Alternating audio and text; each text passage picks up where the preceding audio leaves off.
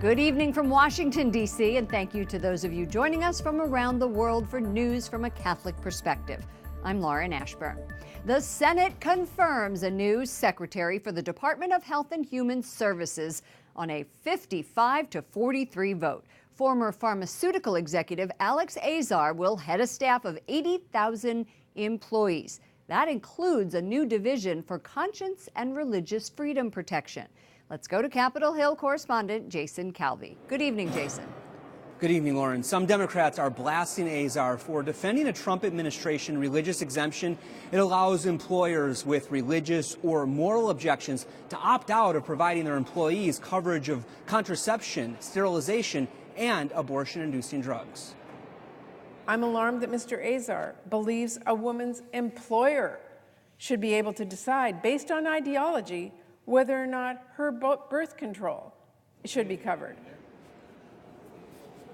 In a confirmation hearing in the fall, Azar said the government has to balance the woman's choice of insurance with the employer's conscience rights. 6 Democrats, 1 independent, joined Republicans in approving Azar. Senator Rand Paul of Kentucky, a Republican, voted against him. The Senate Majority Leader defended Azar and highlighted his promise to fight the opioid epidemic.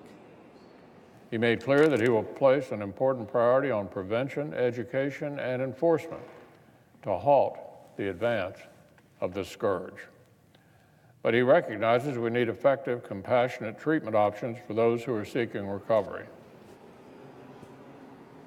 Alex Azar clerked for the late Justice Antonin Scalia and worked with Ken Starr during the Whitewater probe of Bill Clinton.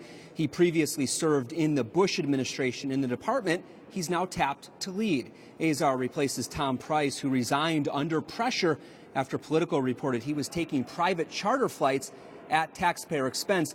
But his recent position as a senior executive at the Eli Lilly drug company caused a lot of troubles for the Democrats. They say that during his tenure there, drug prices spiked, including that of insulin.